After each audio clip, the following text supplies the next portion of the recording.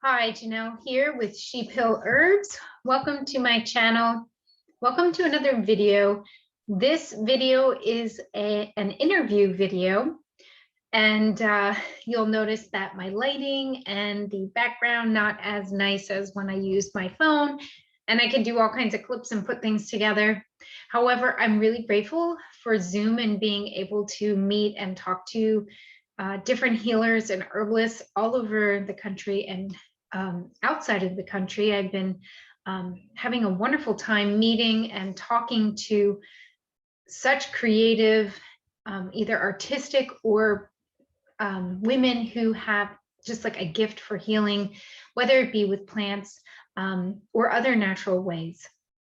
So today's video, I will be talking to a young lady. Her name is Mackenzie Bernhardt, and I'm saying she's young because she is younger than me. And she is so wise, so full of wisdom and love, and she's just amazing. And I just can't believe how much she's learned in her, she's in her 20s. I can't believe how much she has learned.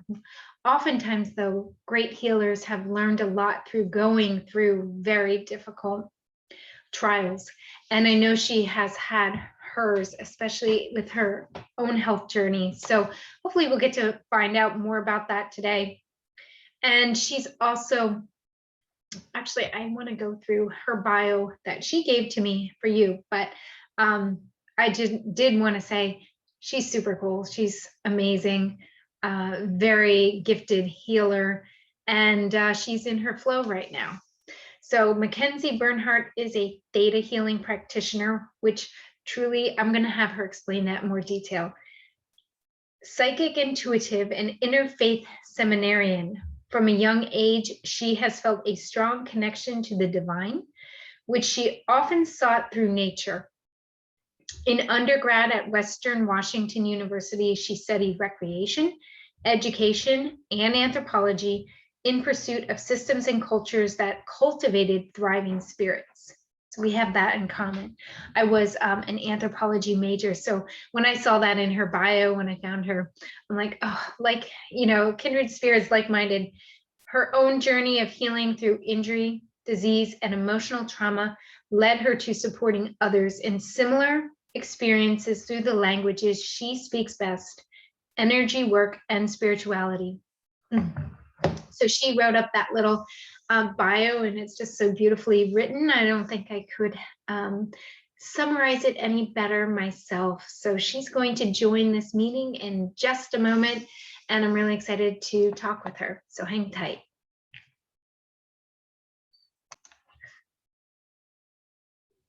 So I'm going to ask you just to if you like this video, but you can do it now. If you like the video, hit the like button, hit the subscribe button, hit the bell button. The bell will let you know when new videos come up, and also leave a comment down below. I really love when people comment. I will always make time to reply back to your comments and ask questions, or let me know if you like these kind of interview videos.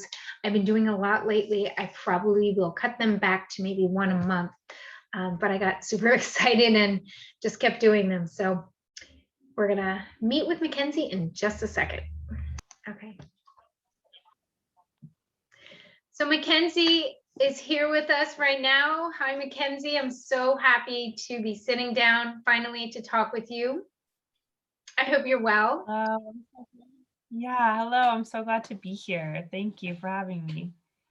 Oh, you're welcome. And I went through your bio. I shared with everybody what you're all about and your healing gifts.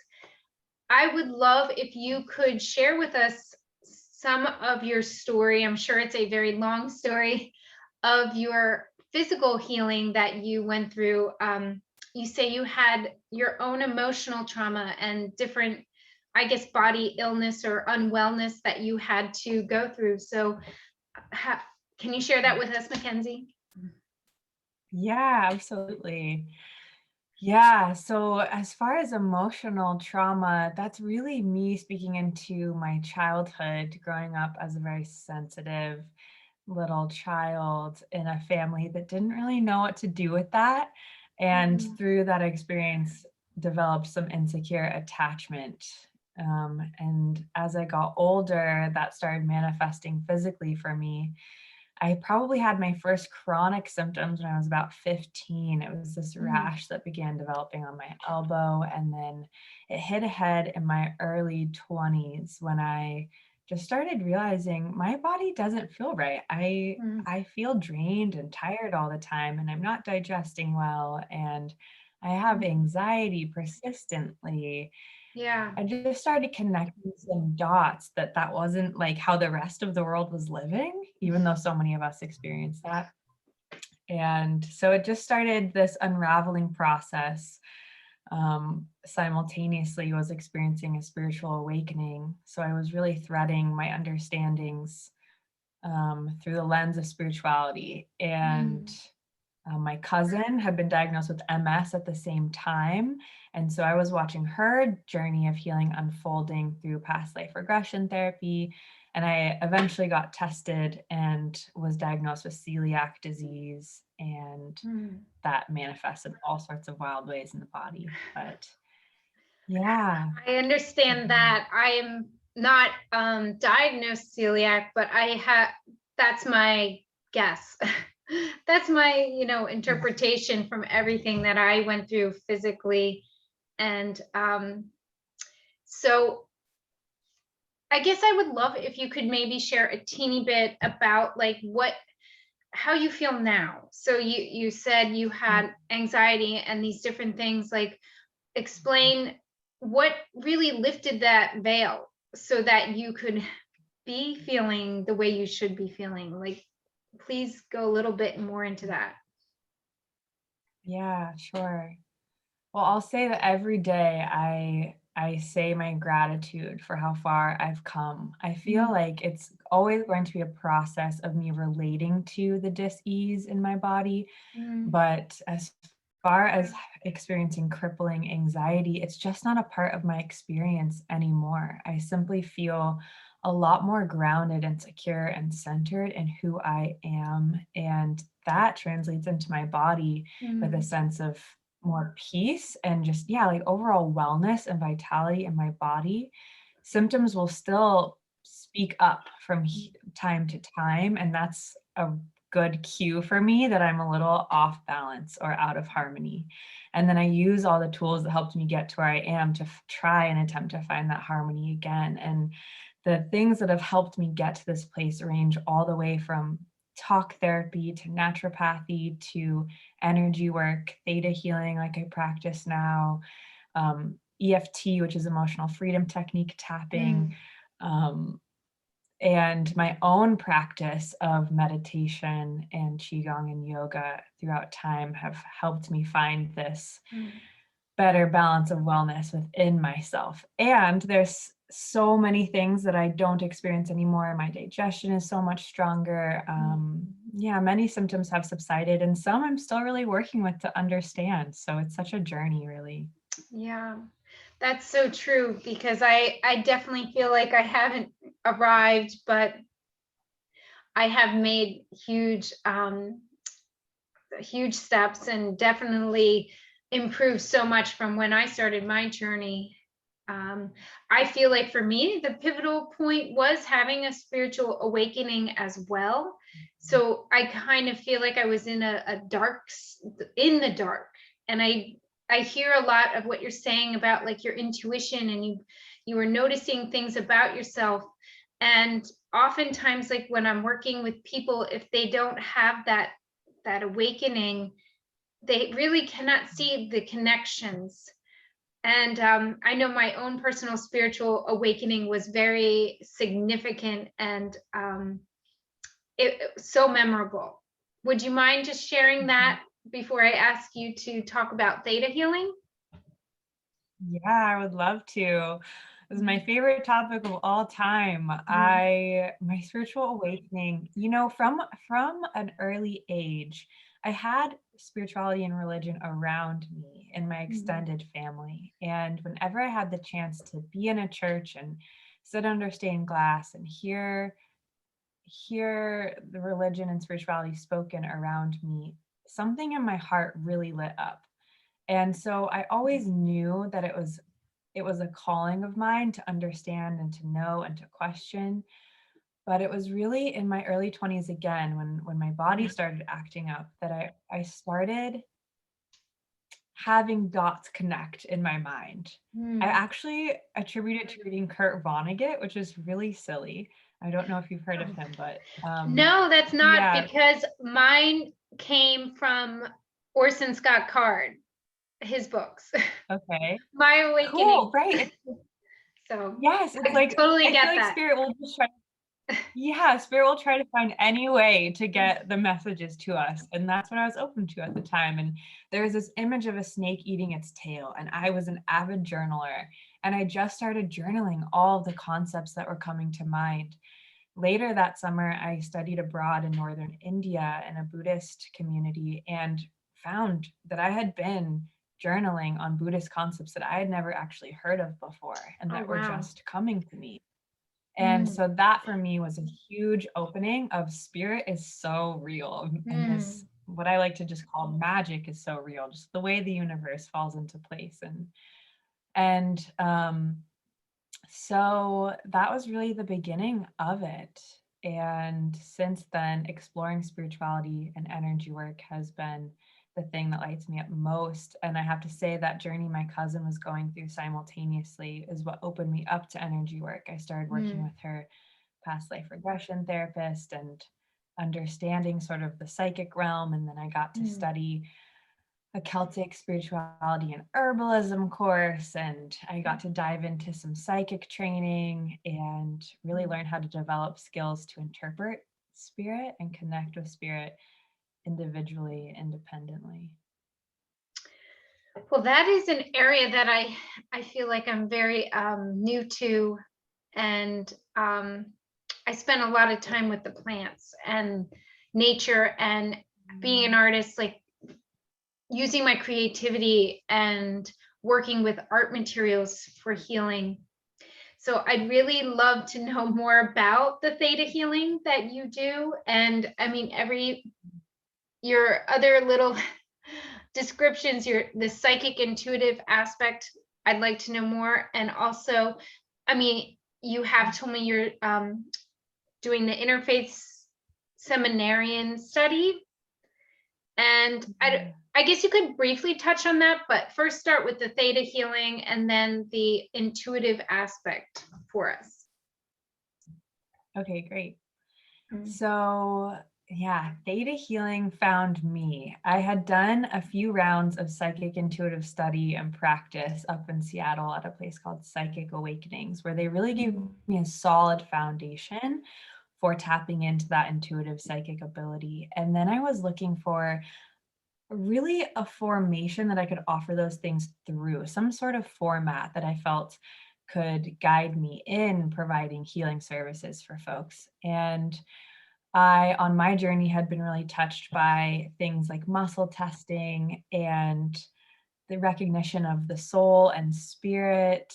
And when I came across theta healing, it really put all of those pieces together. So theta healing looks at 4 different layers of the body: core, the correlate layer, which is how we're nurtured and how our Mhm. upbringing will Mm. affect us, and the genetic level, which is how our genes affect us. So DNA had been something that had really sparked my interest in my own healing. So it works on the genetic level to align our DNA, and then it acknowledges what it calls the history level, which is like past lives, Mm. our soul's past, our soul's history, and then the soul level, which is like our divine soul blueprint, who we are at a soul level at the Mm. highest level possible. So when I had encountered 2 people in the span of the same month that were involved in theta healing, and they told me that it looks at those things that had been so influential for me, I just thought, that's it, that's the way. Yeah, yeah. And so I dove into it last summer and yeah, got some certifications. Oh, that's so neat, because I guess I have intuitively used all those aspects for healing, especially like working with plants. And I didn't realize like they were put together into something called theta healing, but that is what I always kind of refer to from all the teachings that I've studied and the people I've learned from. Like those are the aspects, the core aspect of the family, and the DNA aspect, and I just always refer to them for myself as I'm like peeling back the layers. Yeah, So absolutely. one thing though, like explain to me what psychic intuitive means exactly, because having spent time in the church, I have a biased or a negative impression of what that is. So I would like to hear from you Yes. what it is. Yes, it's been such a journey for me to understand it myself and to even claim that word or own that word. For me, I think that there's varying levels of psychicness. I think that we all have an ability to tap into our psychic power, which for me really means our ability to sense and to know.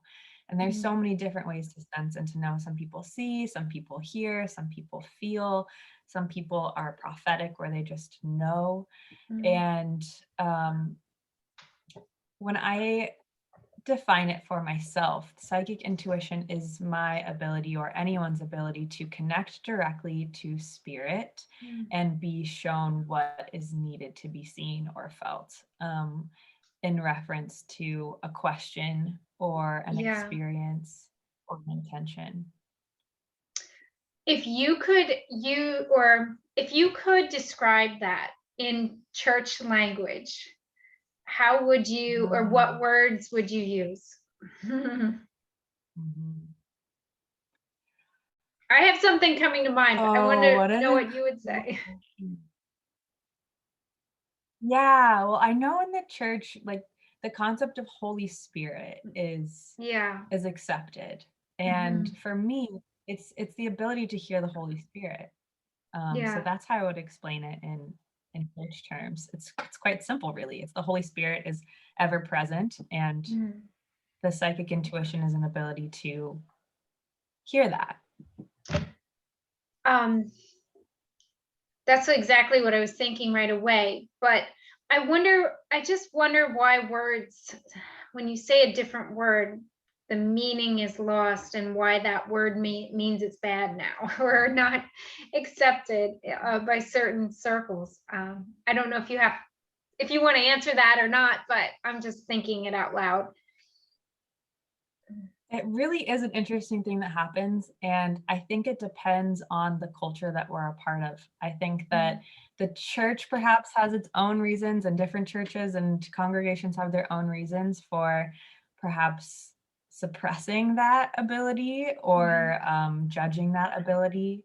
And I mean, it happens all over the place, right? Where certain words become stigmatized because of a fear that we may have around it or the power that it holds to claim it.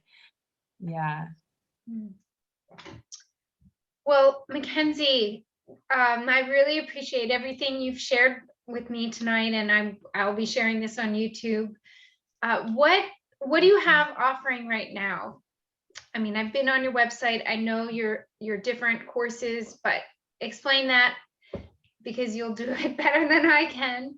And share, please, like Yeah. whatever social media channel that you like to connect with best with people.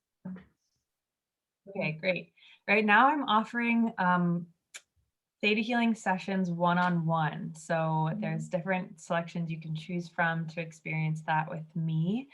And I also have a course called Sovereign Self, which I run seasonally. I finished my first round of that in the early spring, late winter. And I'm sitting with when it will be right to bring it back around, but it definitely will be happening. You can sign up for a wait list on that on my website, which is woventrinitywellness.com. And I communicate most with the public in my community through Instagram, and my handle is at divine_disciple.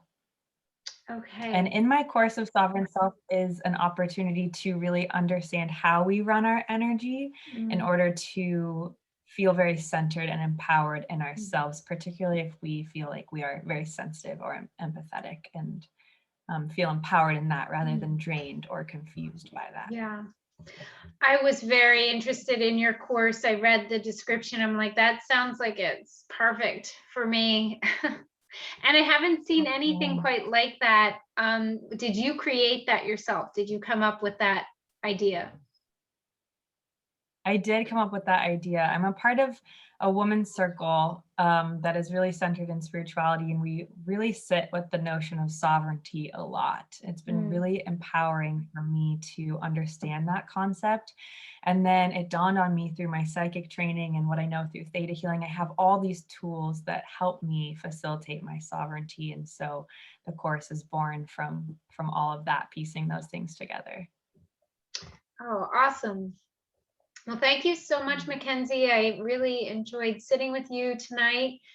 And I hope we can do it again sometime. That would be great. Thanks again for having me. Oh, you're welcome.